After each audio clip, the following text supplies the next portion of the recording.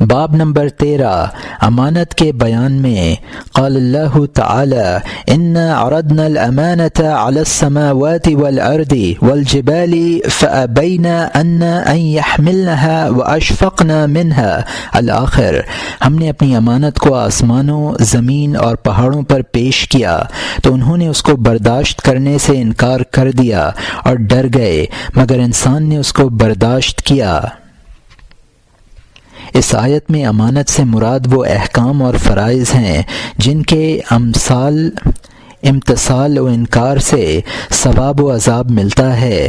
قرطبی رحمۃ اللہ علیہ نے کہا ہے کہ صحیح قول کے موافق امانت سے مراد تمام احکام دین و اوامر و نواہی متعلقہ دین ہیں۔ اس کی تفصیل اور توضیح و فروعات میں اختلاف ہے۔ ابن مسعود رضی اللہ عنہ کا قول ہے کہ امانت اموال میں ہے، جیسا کوئی شخص اپنا مال دوسرے کے سپرد کر دے اس شرط پر کہ جب وہ چاہے واپس لے لے اور اس میں خیانت نہ کرے۔ یہ بھی ابن مسعود رضی اللہ عنہ سے روایت ہے کہ امانت تمام فرائض میں ہے، مگر امانت مال کا درجہ زیادہ ہے۔ ابو درداء رضی اللہ عنہ کا قول ہے کہ غسل جنابت امانت ہے۔ ابن عمر رضی اللہ عنہ نے کہا ہے کہ اللہ تعالی نے سب سے پہلے انسان کی فرج کو پیدا کیا اور کہا کہ یہ میری امانت ہے، میں اس کو تیرے پاس چھوڑتا ہوں، اس میں خیانت نہ کرنا، اگر تو اس کی حفاظت کرے گا تو میں تیری حفاظت کروں گا۔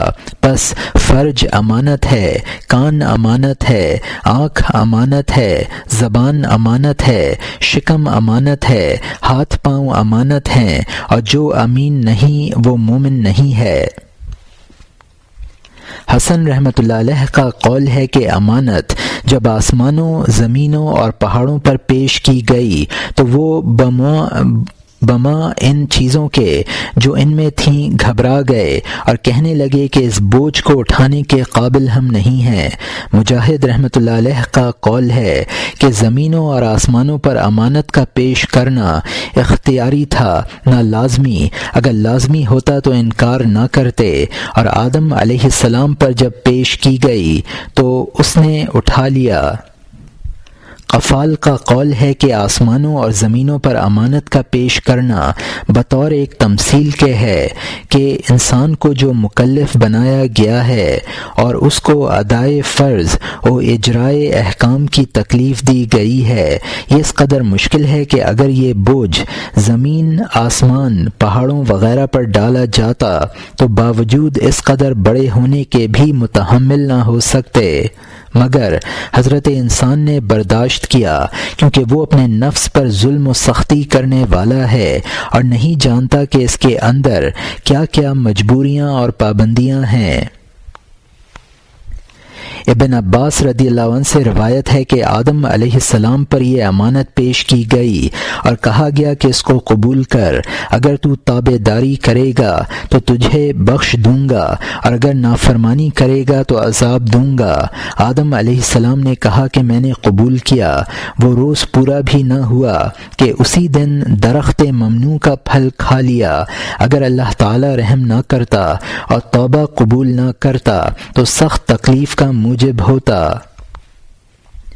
کسی نے کہا کہ امانت ایمان سے مشتق ہے، پس جو اللہ کی امانت محفوظ رکھتا ہے اللہ اس کے ایمان کی حفاظت کرتا ہے۔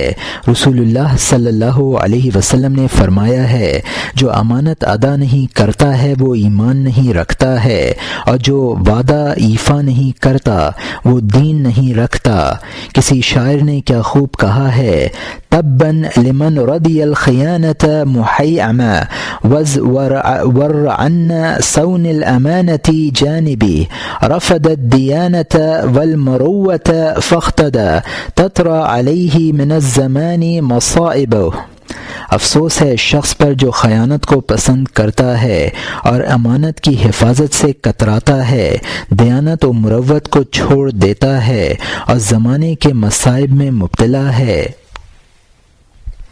ایک اور شاعر نے کہا ہے، اخبر من رضی الخیانة شیما الا یرى الا صریع حوادث ما زالت الازراء ينزل بوسها ابدا بغادر ذمة او ناکب، خیانت کے عادی کو بتلا دو کہ وہ زمانے کے حوادث سے بچھاڑا جائے گا، کیونکہ عہدوں کو توڑنے والے پر ہمیشہ محن و مصائب کا بادل برسا کرتا ہے۔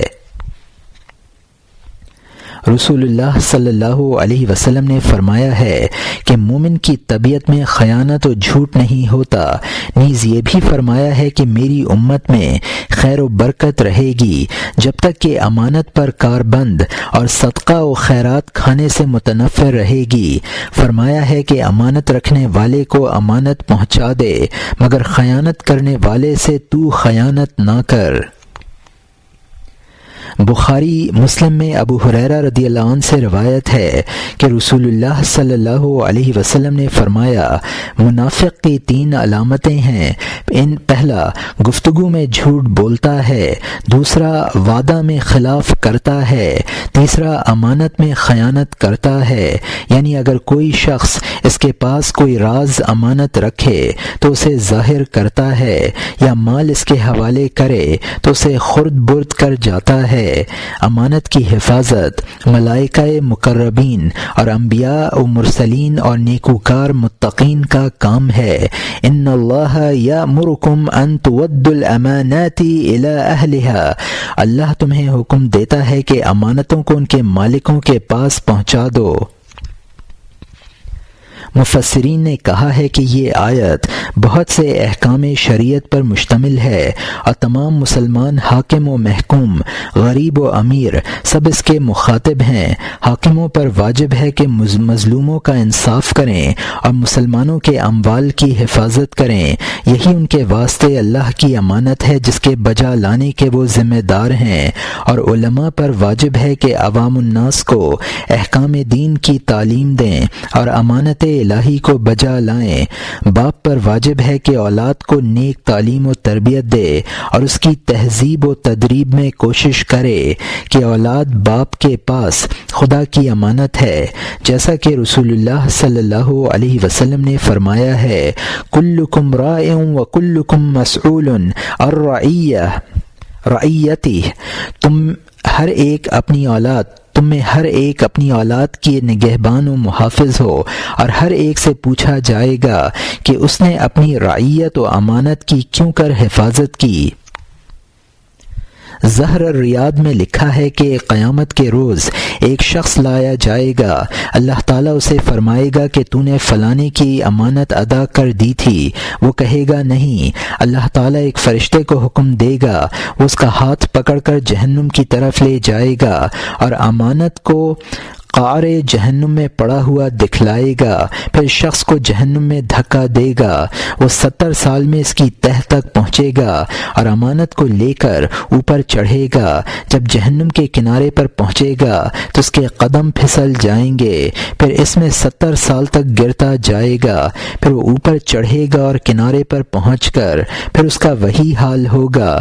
غرض یہ کہ جب تک رسول اللہ صلی اللہ علیہ وسلم اس کی شفاعت نہ کریں گے اور امانت کا مالک اس سے راضی نہ ہوگا، وہ اسی طرح گرتا اور چڑھتا رہے گا۔ سلمہ رضی اللہ عنہ سے روایت ہے کہ ہم ایک مرتبہ رسول اللہ صلی اللہ علیہ وسلم کے پاس بیٹھے ہوئے تھے کہ ایک جنازہ آیا تاکہ آپ صلی اللہ علیہ وسلم اس کا جنازہ پڑھیں۔ آپ صلی اللہ علیہ وسلم نے پوچھا کہ کیا اس پر کوئی قرض ہے؟ لوگوں نے کہا یا حضرت نہیں۔ آپ صلی اللہ علیہ وسلم نے اس پر نماز پڑھی۔ پھر ایک اور جنازہ آیا، پوچھا کہ اس پر قرض ہے؟ لوگوں نے کہا ہاں۔ پوچھا کوئی چیز پیچھے چھوڑ گیا ہے؟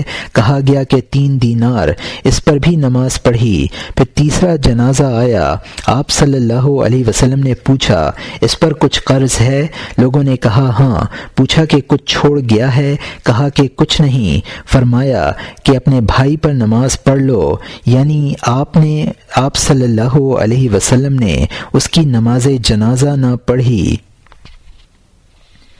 قتادہ رضی اللہ عنہ سے روایت ہے کہ ایک شخص آپ صلی اللہ علیہ وسلم کے پاس آیا اور پوچھا، یا رسول اللہ صلی اللہ علیہ وسلم، اگر میں اللہ کے راستے میں سچے دل سے شہید ہو جاؤں تو کیا اللہ میرے گناہ معاف کر دے گا؟ فرمایا ہاں۔ جب وہ شخص چلا گیا تو اس کو پیچھے سے آواز دی اور کہا، اللہ شہید کے سب گناہ معاف کر دیتا ہے مگر قرض معاف نہیں کرتا۔